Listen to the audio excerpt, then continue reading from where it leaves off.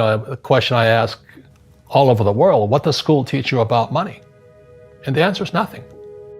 But the way to keep the poor and middle class working hard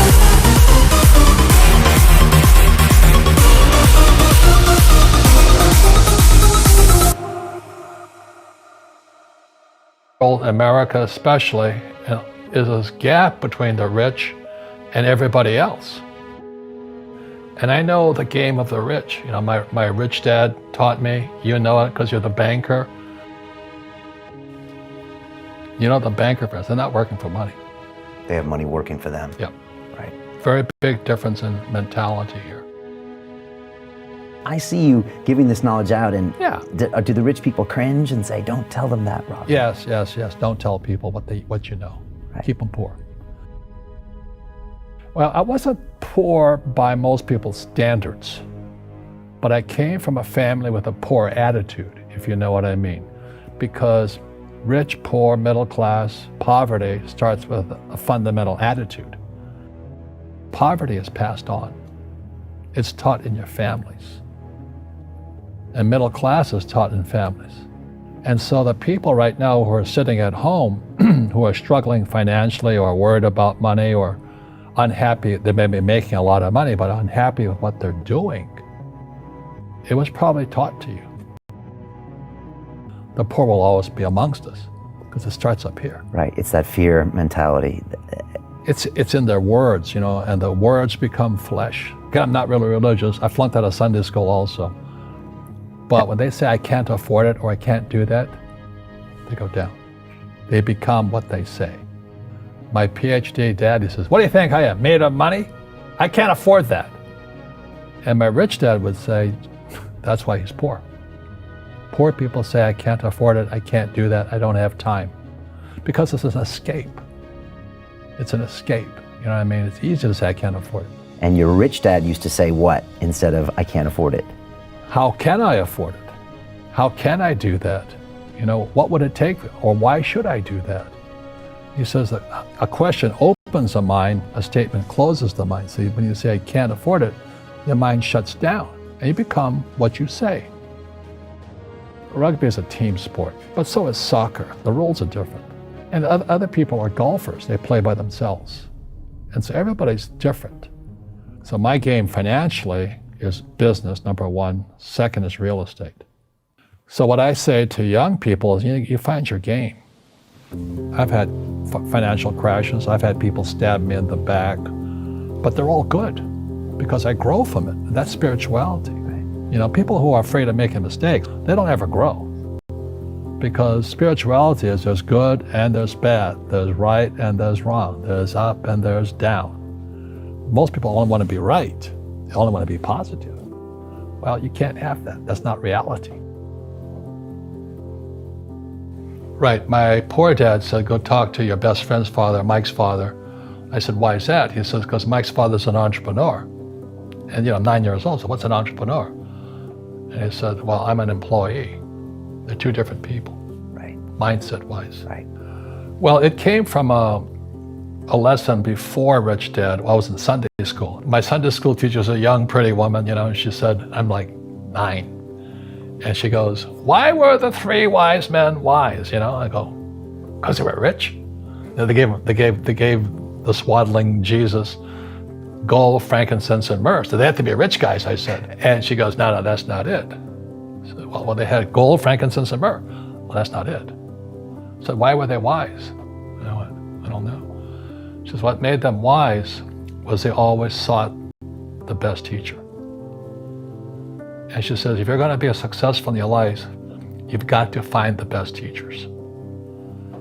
And so with that, when my poor dad said, go seek out your rich dad, I was just following her advice. So I've had a habit ever since then, or a policy, if I find out there's a great teacher, and a great teacher is somebody who comes from the inside, not the outside.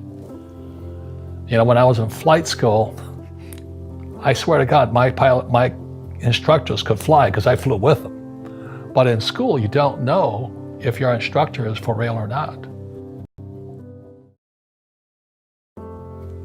I said, I want you to teach me about money. So why should I teach you? You go to school, my poor dad's not going to teach you. He says, I said, oh, finally he acquiesced. He said, okay. He says, but if I teach you, you work for me for free. So how do I learn about money? So he would just break out a Monopoly game board. So I would work for free. I'd pick up cigarette butts, and he had hotels and restaurants, and I would clean and do menial tasks. And as I got older, I started getting into office work and marketing and accounting, and I was an apprentice basically, but I always worked for free. And he would teach me about money, but the way he taught me about money was playing Monopoly. And finally one day I got upset. I said, well, when are you going to teach me about money? He says, what do you think we're doing? We're playing Monopoly. He goes, no.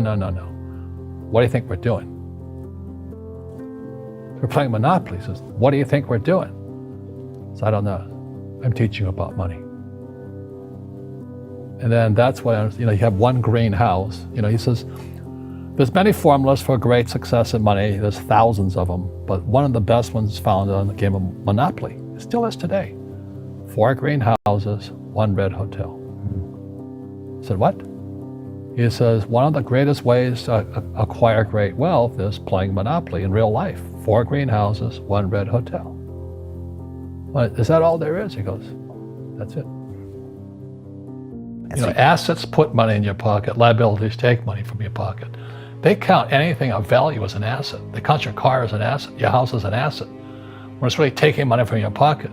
Your retirement plan, guess what? It's a liability. It's taking money from your pocket every month. And whose pocket does it go to?